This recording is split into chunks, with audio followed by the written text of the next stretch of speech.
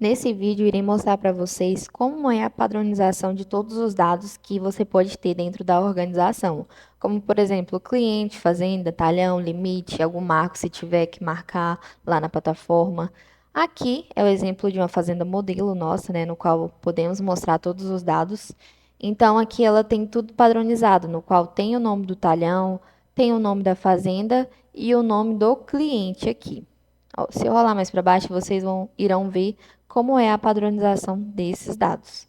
E aqui, quando eu olho o mapa, eu consigo saber onde tem um talhão. Então, eu passo o mouse por cima, eu consigo saber que esse aqui, por exemplo, é o AG13, esse é o AG12, esse aqui mais da ponta é o NB10. Então, eu consigo me localizar na minha organização, né? E se eu bater o olho aqui também, eu vou conseguir saber a operação que teve recentemente naquele talhão. Como tem a escala de cores aqui. Então, marrom é preparo de solo, semeadura é verde, aplicação é azul e colheita laranja. E para fazer essa padronização de dados, nós conseguimos ir aqui em configuração, talhões, no qual a gente consegue gerenciar todos os talhões que tem na fazenda, tanto talhão como limite.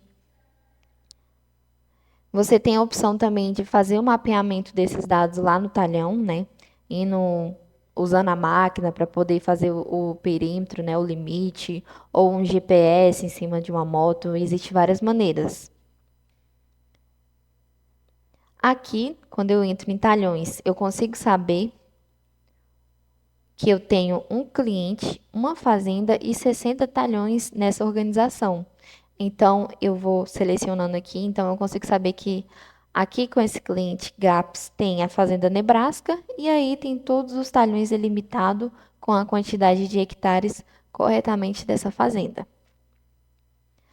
Aqui em talhões, eu consigo ver os talhões também, né? Se eu selecionar algum, eu consigo saber o talhão, o nome do cliente, se ele tem algum limite ativo, alguma estação base que a gente quase não utiliza isso, que seria relacionado à base RTK, quando que foi criado, a última modificação desse talhão. Se eu selecionar aqui, eu vou conseguir ver o limite que tem nele, né? Se ele está ativo ou não. Se ele tem alguma pista de orientação, aqui tem várias. Se ele tem algum marcador, aqui não tem nenhum. E posso voltar lá em talhões também, né? E entrar aqui em limites para me conseguir visualizar todos os limites que tem na organização. Se eu selecionar algum, eu vou conseguir saber se ele está ativo, se ele é um limite que é irrigado ou não, as formas desse limite, se tiver mais alguma forma, eu posso adicionar. Voltando lá em talhões, consigo ver todas as orientações que tem nos meus talhões, então eu consigo saber que, por exemplo, esse 14/15 é do AG16, esse 23/24 é do AG16 também.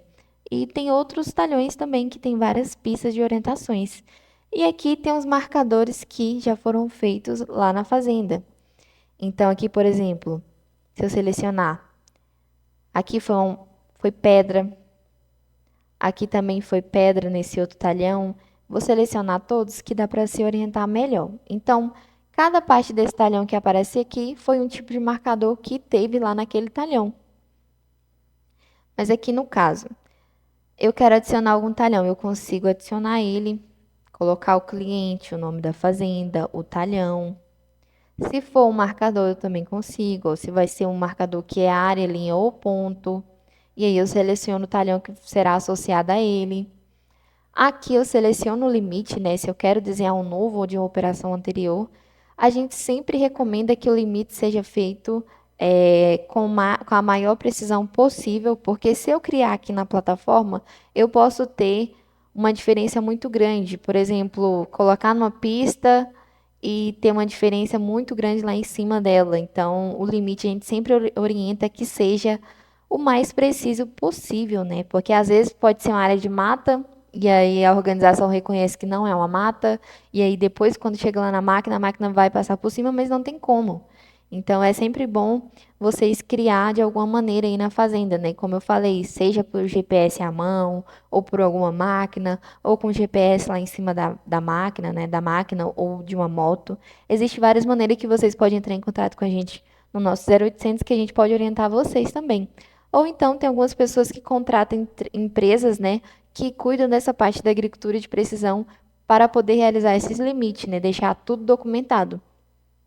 E aí, né, quando vem de terceiros, se ele estiver em formato shapefile, conseguimos subir aqui na plataforma na parte de arquivos. E aí a gente consegue, assim, ter a padronização desses dados na nossa organização. E aí nós podemos arquivar para depois excluir, podemos exportar ou então mesclar dois talhões, né, caso precise. Conseguimos mover. A gente sempre